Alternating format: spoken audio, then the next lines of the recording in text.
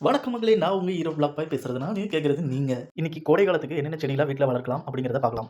முதலாவதா தக்காளிய வளர்க்கலாம். தக்காளி எல்லார் வீட்லயும் இருக்கும். அதை எடுத்து மண்ல பிழிஞ்சு விட்டாலே அடுத்த நாள் செடி முளைச்சிரும். 2வது கத்திரிக்காய்கள வீட்ல ஈஸியாவே வளர்க்க முடியும். அதனால அதையும் கோடை காலத்துல ட்ரை பண்ணலாம். 3வதா வெண்டைக்காயுமே நம்ம வீட்ல ஈஸியா சின்ன க்ரோ பேக்லயே வளர்க்க முடியும். ட்ரை பண்ணலாம். 4வது மருத்துவ குணம் கொண்ட பாவக்காய வீட்லயே ஈஸியா வளர்க்க முடியும். அதையும் ட்ரை பண்ணலாம்.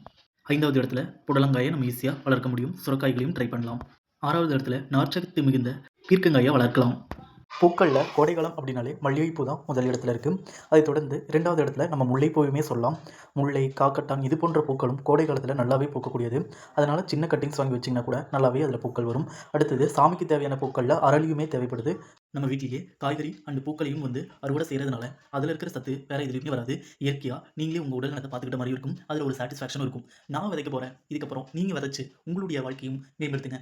அதுக்கு முன்னாடி நம்மளுடைய சேனல சப்ஸ்கிரைப் பண்ணி சப்போர்ட் பண்ணுங்க. நன்றி.